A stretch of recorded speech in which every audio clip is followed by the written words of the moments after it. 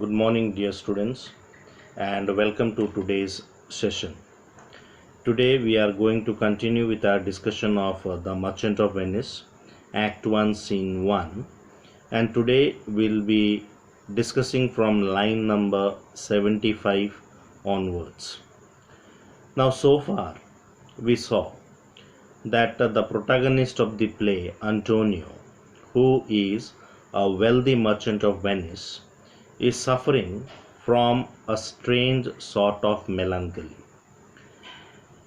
And his friends are also equally affected because of Antonio's melancholy. In fact, his friends make an attempt to alleviate Antonio from that melancholic state, and in doing so, they give probable reasons for Antonio's sadness. And here in this particular part, Graciano, who is yet another friend of Antonio, suggests some reasons for Antonio's melancholy. Here Graciano says, "You look not well, Signor Antonio. You have too much respect upon the world. They lose it that do buy it with much care. Believe me, you are marvelously changed." Here, what we need to understand is that Antonio, according to Graciano, seems to be marvelously changed. That means that Antonio, by nature, is a very sanguine, lively person,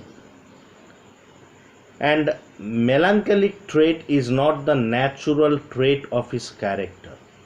It is somehow that Antonio has caught that sadness, and this dullness or absent-mindedness of Antonio makes him appear to be enormously changed.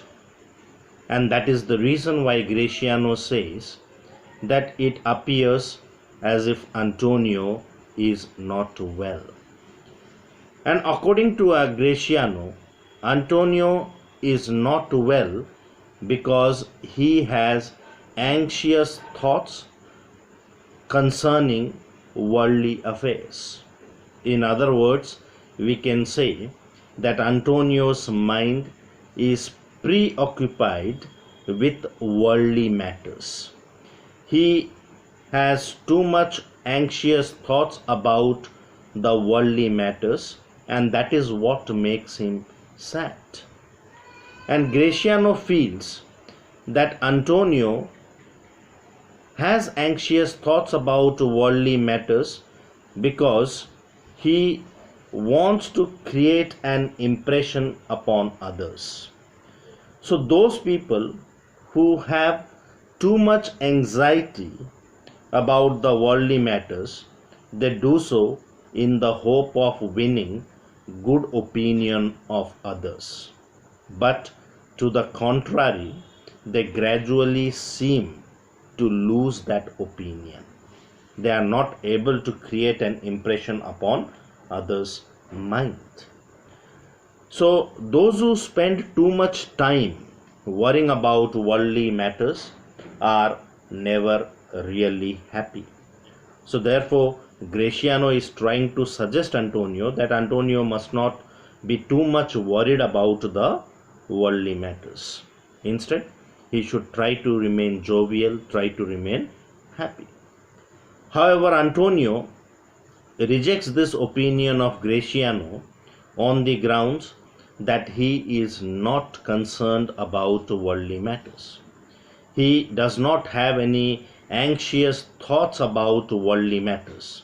Instead, he says that he considers the world for what it is. I hold the world but as the world. That means what? He is not concerned about the worldly affairs, the worldly matters. Instead, he considers the world just for what it is. And according to Antonio, what the world is. Antonio says that according to him, the world is a stage. And on this stage of the world, every man has his own entry and exit. In fact, every man has a definite role to play in this particular world. And as far as Antonio is concerned, his role is to play the character of a sad person. So his role is that of a sad person. So here the dramatist is attempting to create a sense of foreboding on the principle that coming events cast their shadows before. So there is a technique known as evil foreboding. The events of the present time, they indicate about some sorrow, some sadness that might befall in the near future. So we know what is going to happen next in the play. How Antonio's life will be at stake when he is dragged to court by his enemy, Jewish moneylender, that is Shylock. So Antonio says that every man in this stage of world has his own role to play, and as far as he is concerned, his role is to play the character of a sad person. Now when Antonio says that his role is that of a sad person, Gratiano, he says that if Antonio prefers to play the role of a sad man, then he would prefer to play the role of a fool. Now who is a fool? Gratiano, fool here means a comic character. So Gratiano says, let me play the fool. If Antonio has chosen to play a tragic role in his life, then Gratiano would prefer to play the role of a comic character. He says, with mirth and laughter, let old wrinkles come, and let my liver rather heat with wine than my heart cool with mortifying groans.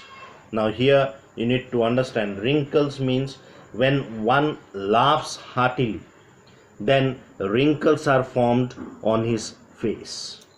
So Gratiano would prefer to be a person who is lively, who is sanguine in character, and who is a man of jovial nature.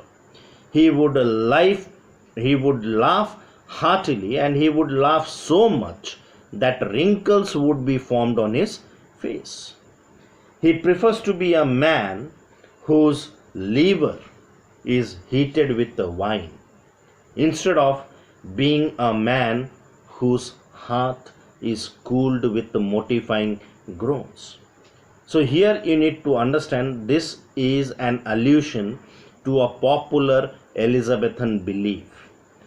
The Elizabethans believed that drinking wine used to keep the liver warm, and it was believed at that particular time that there were four basic types of characters. There were four basic types of characters. First one, the choleric, then the melancholic, the phlegmatic, and sanguine. These were the four basic types of character: the choleric, melancholic, phlegmatic, and sanguine. These types of character in a person were psychologically determined by the digestion of food. You see, scientifically this cannot be proved, but this was a belief during the Elizabethan time, that these four basic types of characters are determined by the digestion of food in the liver. It was believed that a liver that is enriched by wine produces rich blood, and thereby it creates a lively person or a sanguine personality.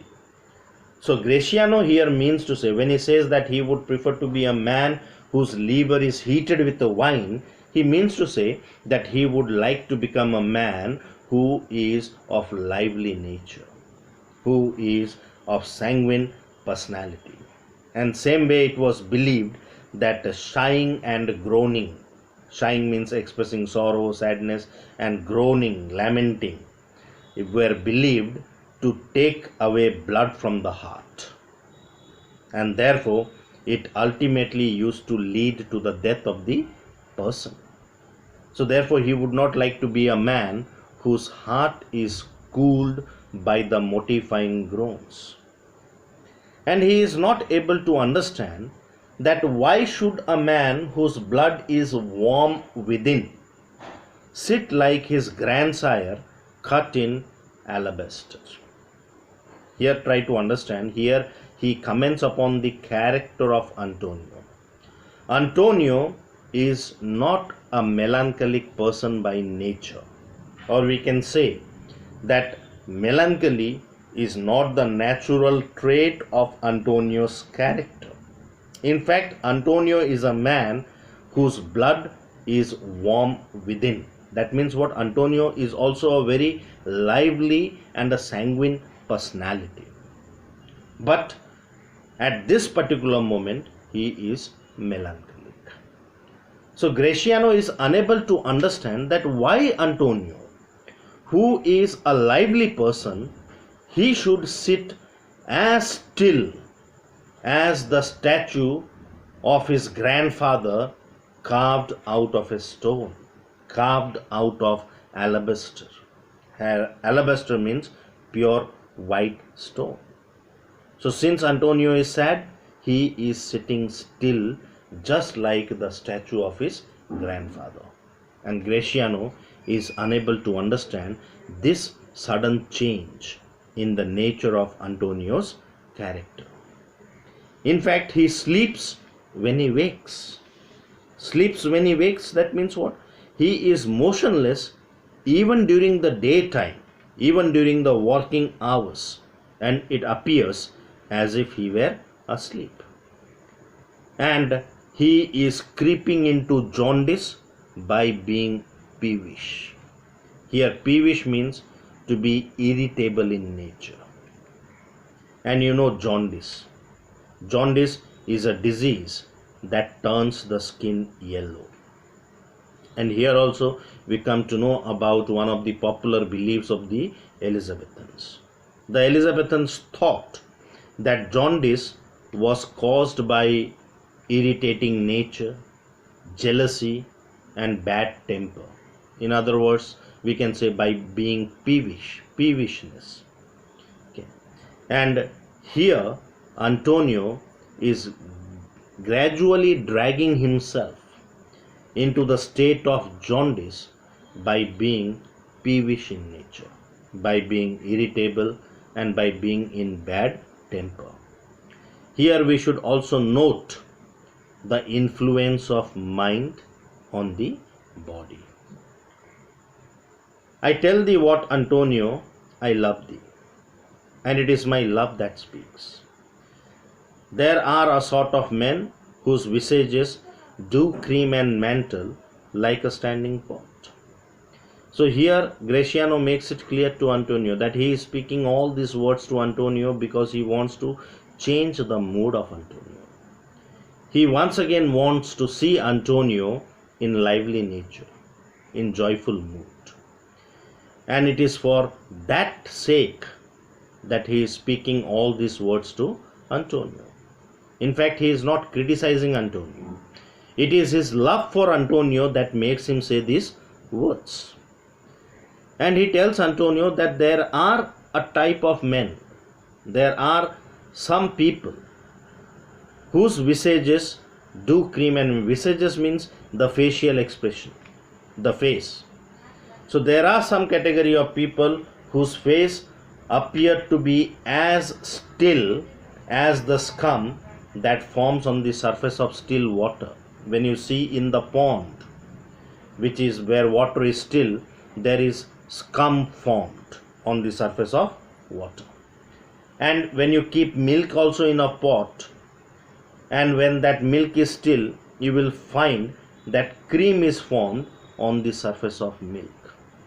So that cream and the scum that is formed on these surfaces of pond and milk respectively, they are never changing.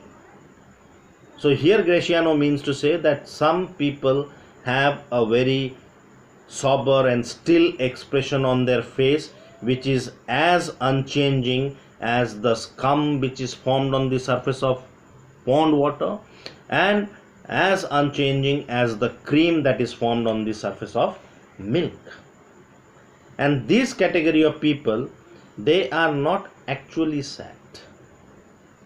Their faces are overcast with a pale expression, and that expression is as unchanging as the surface of a pool of standing water or as the surface of cream on the top of milk.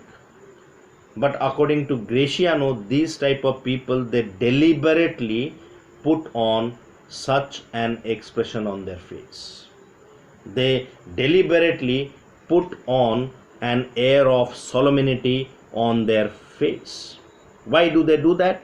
They do it with the intention of creating a reputation in the minds of the people that they are serious men. And whenever they speak, means they want to create the impression that they are people of wisdom, gravity, and profound understanding, deep thought. So some people, they deliberately put on an air of solemnity on their face. Why? Because they want to create the impression on the other's mind that they are people who have profound wisdom, understanding, and deep thought. And whenever they speak anything, they say it as if they are Sir Oracle.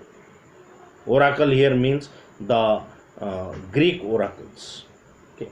The oracle was believed to be the voice of God uttered through the mouth of priest. And when there is a voice of God, all people are silent. So these people, whenever they speak it in such a way as if their words are spoken like an oracle. And whenever they open their lips, they expect that there should be no other sound. And he tells Antonio that he knows this type of people, that these type of people are only considered to be wise because they do not say anything.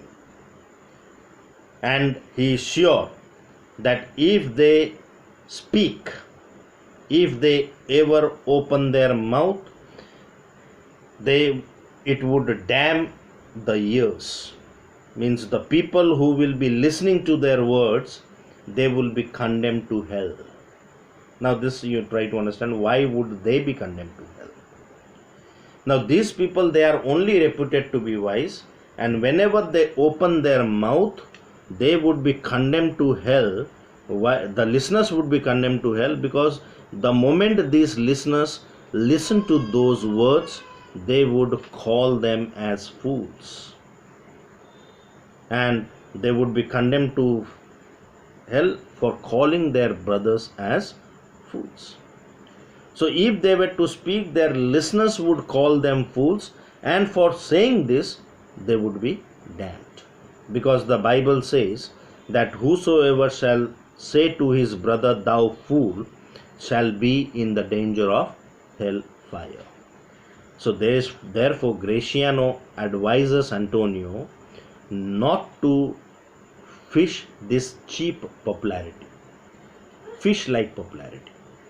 Why fish like popularity? Because fish, you see, is very slippery. It is not long lasting. So Graciano is suggesting Antonio not to use this bait of melancholy silence in order to obtain that cheap fish like popularity. For this fool gudgeon means a small worthless fish. That is the opinion of the people. And saying this, he concludes his advice to Antonio. He bids him farewell and says that he would continue with his advice when they meet at dinner time. So we'll continue with this.